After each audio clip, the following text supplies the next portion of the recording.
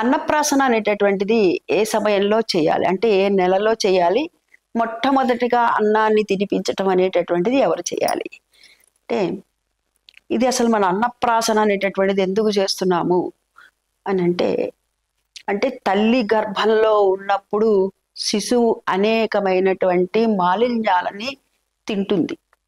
కాబట్టి అందుకు పరిహారంగా చేసేటటువంటిదే ఇది. అంటే దాని నుంచి వచ్చేటటువంటి ఇబ్బందులేమీ రాకుండా ఉండేందుకు కాను ముందర ఈ పిల్లకి కానీ పిల్లవాడికి కానీ అన్నానికి ఎటువంటి కొదవ లేకుండా ఉండేందుకు కాను, ఆరోగ్యంగా ఉండేందుకు కాను, ఐశ్వర్యంగా ఉండేందుకు కాను ఈ అన్నప్రాసన అనేటటువంటిది చేస్తారు. అయితే ఆడపిల్లకి అయితే గనక 5వ నెల 5వ రోజు 5వ ఘడియ, మగపిల్లవాడికైతే 6వ నెల 6వ రోజు 6వ ఘడియ అని చెప్తారు. అంటే ఆడపిల్లలకి బేసి నెలల్లో, మగపిల్లలకి సరి సంఖ్యలో, బేసి సంఖ్యలో ఆడపిల్లలకి సరి సంఖ్యలో మగపిల్లలకి, అది 5, 7, 9, 11 ఈ విధంగా ఆడపిల్లలకి, 6, 8, 10, ఈ 12 ఈ విధంగా మగపిల్లలకి చేయటం జరుగుతుంది.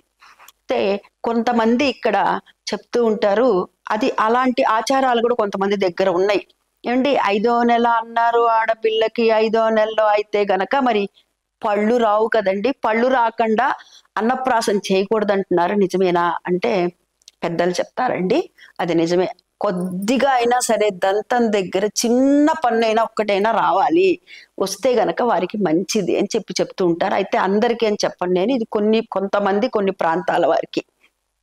ఇంకా 5వ నెలలో చేస్తారు, 7వ నెలలో చేస్తారు, 9వ నెలలో చేస్తారు. అంటే ఇప్పటి నుంచి కూడా ఘన పదార్థమైన దాన్ని పిల్లలకి పెడుతున్నాము.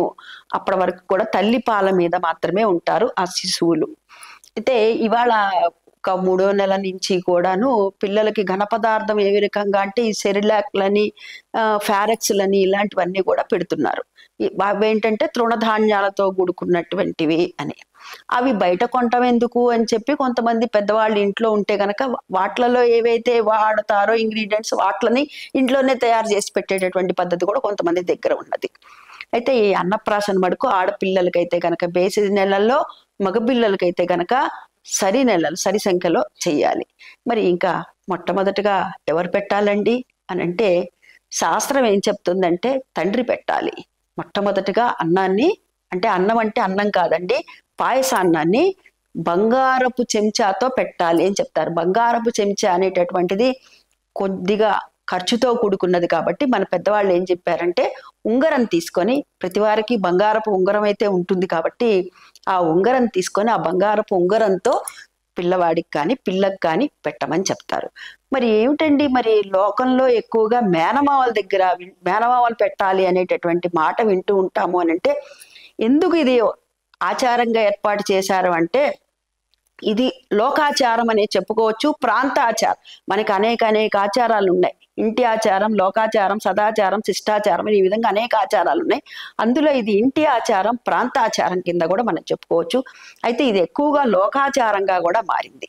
మేనమావని తీసుకొచ్చి ఎందుకని మేనమావ చేతనే పెట్టించాలి అని అంటే ఈ అమ్మాయి అత్తగారింట్లో జరిగేటటువంటి ఈ అన్నప్రాసన ఏదైతే ఉందో ఈ అన్నప్రాసనకి అంటే ఈ అమ్మాయి పుట్టింటి వాళ్ళని కూడాను ఇందులో భాగస్వాముల్ని చేయటం ఒకటి.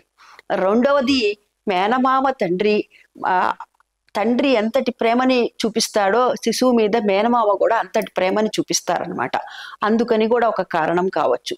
అయితే ఇక్కడ మేనమామే పెట్టాలి, తండ్రి పెట్టకూడదట, కాదు తండ్రే పెట్టాలట, మేనమావలు పెట్టకూడదట, ఇట్లా రకరకాలుగా గొడవలు జరిగేటటువంటి కుటుంబాలను కూడా మనం చూస్తున్నాము. అయితే పెద్దలు చెప్పేటటువంటి మాట, శాస్త్రం చెప్పేటటువంటి మాట ఏమిటంటే తండ్రి పెట్టాలి, తండ్రి ఒళ్ళో కూర్చోబెట్టుకొని పెట్టాలి.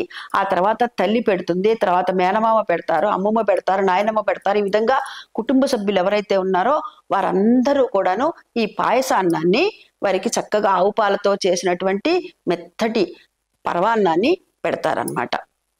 ఇంకా మరి వారి ముందర అనేకమైనటువంటి పెడుతూ ఉంటారు కదండి.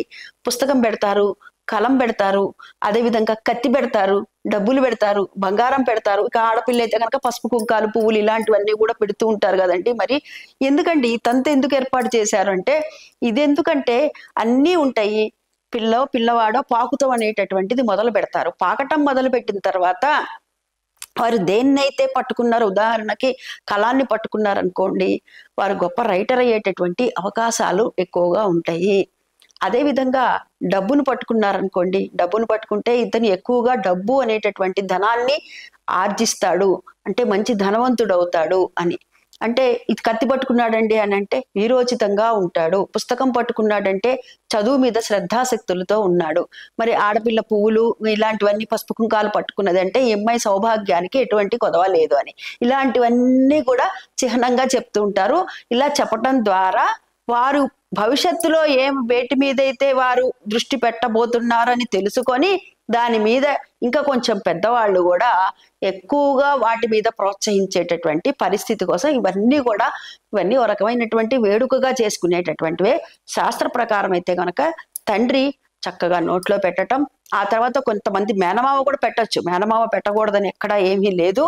మేనమామ కూడా, ఎందుకంటే ఆడపిల్ల ఇక్కడ అత్తగారింటి నుంచి పుట్టింటికి వెళ్ళి ఆ అమ్మాయి డెలివరీకి వెళ్ళినప్పటి నుంచి కూడా తల్లి తండ్రి, అమ్మాయి తల్లి తండ్రి అంటే తాత అమ్మమ్మ ఎంతటి ఇది పడతారో అంతటి ఇది పడతాడు మేనమామ కూడా. కాబట్టి మేనమామ కూడా చక్కగా పెట్టవచ్చును. ఇంకొకసారి చెప్తున్నా, ఇది కేవలము ప్రాంతాచారం, ఇది ఇంటి ఆచారంగా, లోకాచారం అని కూడా చెప్పుకోవచ్చు. లోకాచారంగా కూడా ఇది మనం చూస్తూ ఉంటాం. స్వస్తి.